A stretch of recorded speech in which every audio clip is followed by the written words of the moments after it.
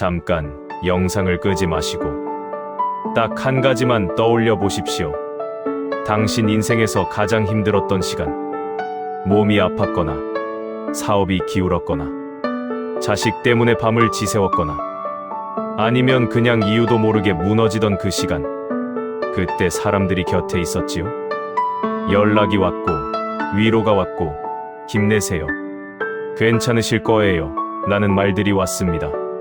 그런데 이상하지 않으셨나요? 그 사람들이 당신이 다시 일어서고 형편이 나아지고 무언가 잘 풀리기 시작했을 때 조용히 사라졌다는 것을. 연락이 뜸해졌습니다. 만남이 줄었습니다. 괜찮냐고 묻던 사람이 더 이상 묻지 않게 되었습니다. 왜일까요? 힘들 때는 곁에 있던 사람이 잘 될 때는 왜 멀어지는 걸까요? 오늘 저는 그 질문에 대한 답을 드리려 합니다. 니체가 말했습니다. 친한 친구일수록 당신의 불행을 더 편안해한다. 처음 이 말을 들었을 때 불편하셨나요? 아마 그러셨을 겁니다. 저도 그랬으니까요. 하지만 오늘 이 영상이 끝날 즈음에는 그 불편함이 오히려 해방감으로 바뀌실 것입니다. 끝까지 함께해 주십시오. 프리드리히 니체, 19세기 독일의 철학자. 그는 평생 인간의 본능을 들여다보았습니다. 아름답게 포장된 도덕 뒤에 숨어있는 날것의 욕망을, 따뜻한 미소 뒤에 감춰진 복잡한 감정을. 니체가 말한 것 중에 이런 개념이 있습니다. 샤덴프로이데 쉐든프릴, 독일어입니다. 직역하면 이렇습니다.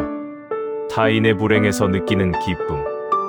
이 단어 하나가 오늘 우리가 이야기할 모든 것의 출발점입니다. 니체는 이것을 단순한 악이라고 보지 않았습니다.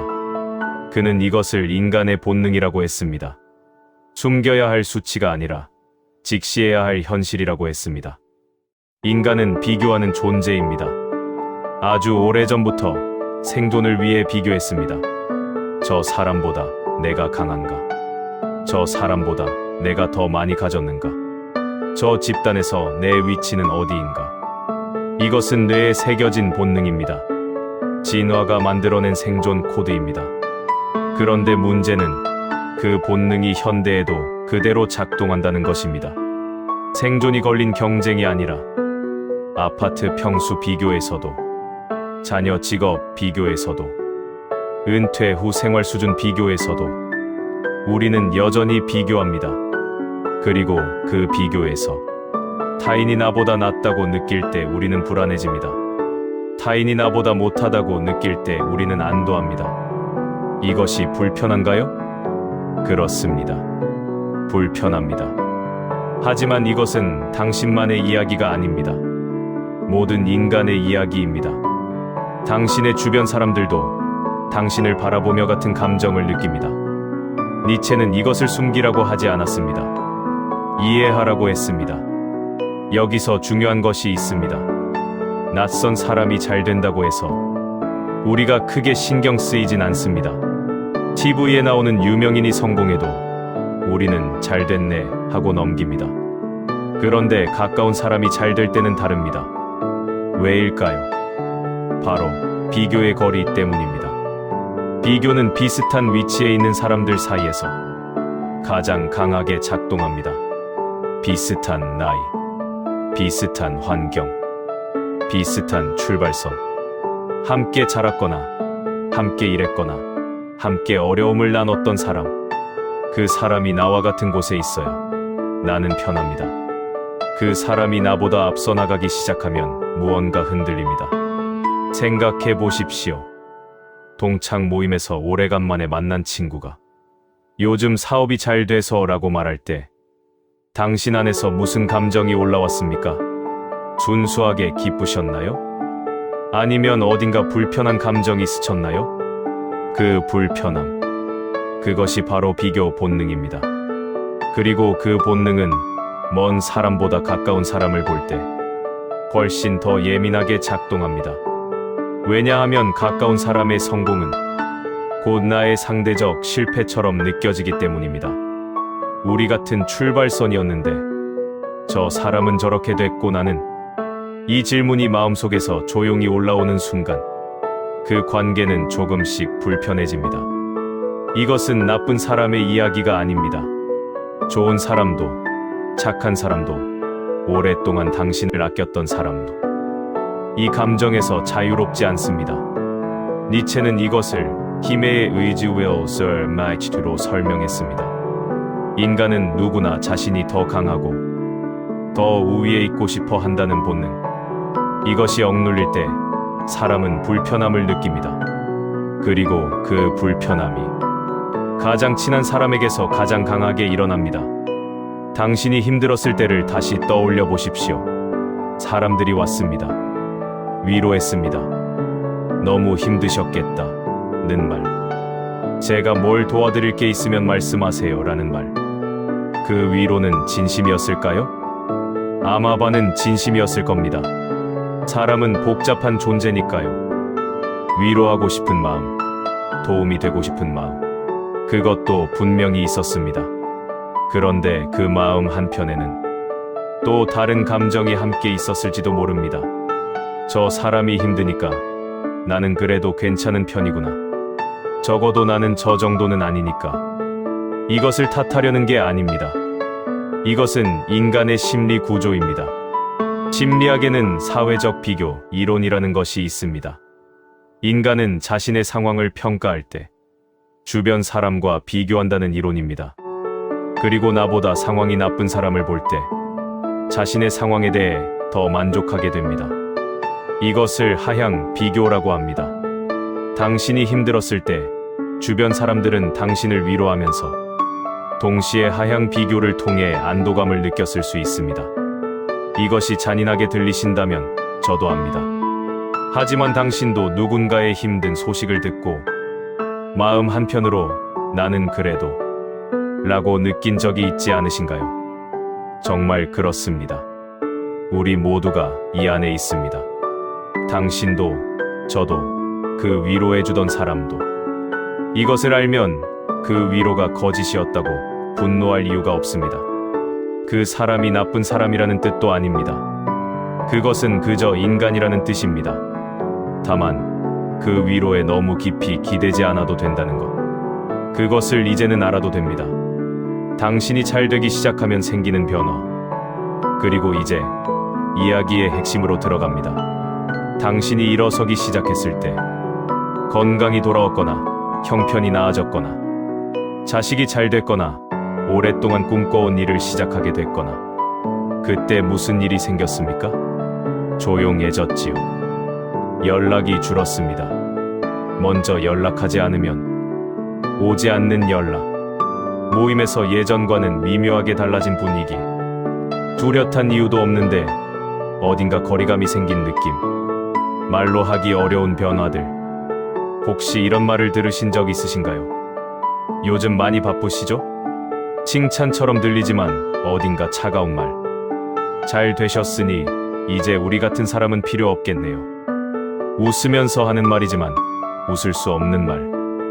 혹은 아무 말도 없었을 수 있습니다. 그냥 조용히 사람이 줄어든 것. 그것이 더 아프기도 합니다. 이런 경험을 하면 혼란스럽습니다. 내가 뭘 잘못한 건가? 잘 됐다고 멀리하는 건가? 사람들이 날 시기하는 건가? 그 혼란은 당연한 것입니다. 하지만 니체는 다른 방향으로 이야기합니다. 그것은 당신이 잘못한 것이 아니라 관계의 본질이 드러난 것이라고. 어떤 관계는 두 사람이 비슷한 위치에 있을 때만 유지됩니다. 그 균형이 깨지는 순간 관계는 조용히 흔들립니다. 그것이 위로 올라가든 아래로 내려가든. 이것은 배신이 아닙니다. 이것은 그 관계의 원래 형태가 보이는 것입니다. 그 관계가 처음부터 진짜가 아니었다는 뜻도 아닙니다. 그 시간 동안 나눈 것들은 분명히 진짜였습니다. 다만 그 관계의 뿌리가 얼마나 깊었는지 그것이 이제 보이는 것입니다. 니체는 이렇게 말했습니다. 인간에 대한 실망은 인간을 너무 높이 보았기 때문이다. 우리는 종종 사람들에게 너무 많은 것을 기대합니다. 내가 힘들 때 진심으로 걱정해 주기를, 내가 잘 될 때 함께 기뻐해 주기를, 비교하지 않고 시기하지 않고 언제나 내 편이어 주기를. 그것이 가능한 사람이 있을까요? 물론 있습니다. 하지만 그런 사람은 드뭅니다. 아주 드뭅니다. 그리고 그 드문 사람에게 기대할 것이 아니라 대부분의 사람은 그러지 못한다는 것을 이해할 때 우리는 비로소 관계에서 자유로워집니다. 기대하지 않으면 실망도 없다. 이 말이 냉소처럼 들릴 수 있습니다. 하지만 니체가 말하는 것은 냉소가 아닙니다. 그것은 현실주의입니다. 인간을 있는 그대로 보는 것, 아름다운 면도, 추한 면도 함께 가진 존재로 보는 것, 그리고 그럼에도 불구하고 함께 살아가는 것. 니체는 또 이렇게 말했습니다. 고독은 가장 강한 자의 선물이다. 이 말을 잘못 이해하면 사람을 멀리하고 혼자 살라는 말처럼 들립니다. 그러나 그런 뜻이 아닙니다. 자신을 이해하는 사람, 관계에 휘둘리지 않는 사람, 타인의 시선보다 자신의 내면을 더 중요하게 여기는 사람, 그 사람만이 진정한 관계를 가질 수 있다는 뜻입니다. 고독을 견디지 못하는 사람은 아무 관계에나 매달립니다. 나를 불편하게 만드는 관계에도, 나를 소모시키는 관계에도. 그러나 고독을 편안하게 여길 수 있는 사람은 관계를 선택할 수 있습니다. 진짜 나를 아는 사람, 내가 잘 될 때도 함께 기뻐하는 사람, 비교가 아니라 응원이 나오는 사람, 그 소수의 사람만으로도 충분합니다. 생각해 보십시오. 지금 당신 곁에 당신이 잘 됐을 때도 변함이 없었던 사람이 있습니까? 그 사람이 진짜입니다. 나이가 들수록 인간관계가 줄어듭니다. 어떤 분들은 이것을 슬픔으로 느끼십니다. 나이 들었더니 친구가 없다. 전화할 사람이 없다. 외롭다. 그 감정은 충분히 이해합니다. 당연한 감정입니다. 하지만 오늘 조금 다른 시선으로 보시면 어떨까 합니다. 관계가 줄어드는 것은 관계가 정직해지는 것입니다. 젊었을 때는 어쩔 수 없이 많은 관계를 유지했습니다. 직장 때문에, 아이들 때문에, 지역 모임 때문에, 체면 때문에. 하지만 이제는 그 모든 이유가 사라졌습니다. 그러자 정말 남고 싶은 사람만 남았습니다. 혹은 반대로 정말 남아야 할 사람이 남았습니다. 이것은 손실이 아닐 수 있습니다. 이것은 정화입니다. 인생의 후반부에 접어들수록 우리는 더 이상 넓은 관계가 필요하지 않습니다. 깊은 관계가 필요합니다. 10명의 지인보다 1명의 진심이 낫습니다. 20번의 가벼운 안부보다 1번의 진짜 대화가 낫습니다. 그리고 그 진짜 대화를 나눌 수 있는 사람, 그것이 1명이든 2명이든 그 사람이 있다면 당신의 인생은 결코 외롭지 않습니다. 니체가 말한 위버맨 쉬벌맨시는 흔히 초인이라고 번역됩니다. 그러나 그것은 힘이 센 사람이 아닙니다. 자기 자신을 온전히 살아가는 사람입니다. 나이가 든다는 것은 어쩌면 그 초인에 가까워지는 과정인지도 모릅니다. 더 이상 남의 시선에 맞추지 않아도 되는 나이, 비교에 흔들리지 않아도 되는 나이, 잃어버린 관계를 붙잡지 않아도 되는 나이. 그 나이는 초라한 것이 아닙니다. 그 나이는 자유입니다. 고독을 두려워하지 마십시오. 고독은 자신을 만나는 시간입니다. 오랫동안 밖을 향해 살아오셨습니다. 가족을 위해, 일을 위해, 관계를 위해. 이제는 안으로 향할 시간입니다. 나 자신을 위해. 그 시간이 외로움처럼 느껴질 수 있습니다.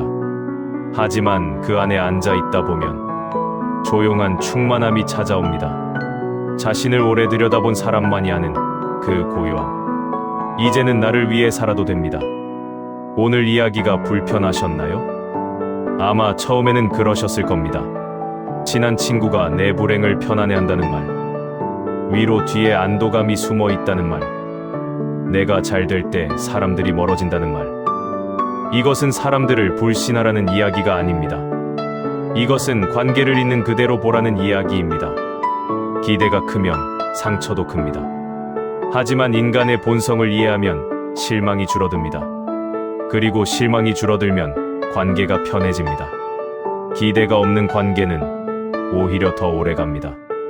니체는 인간을 미워하지 않았습니다. 오히려 인간을 깊이 이해하려 했습니다. 그 이해 위에서 더 나은 삶을 살 수 있다고 믿었습니다. 당신도 이제 그럴 수 있습니다.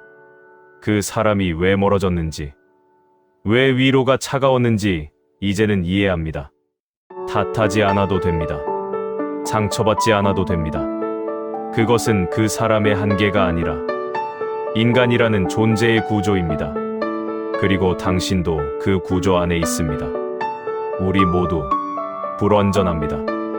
그 불완전한 사람들이 모여 때로는 서로를 상처 주고, 때로는 기대고, 때로는 말 없이 곁에 있어주면서 그렇게 살아왔습니다. 그 긴 세월이 당신의 인생입니다. 이제는 관계에 에너지를 쏟기보다 자신에게 에너지를 쏟으십시오.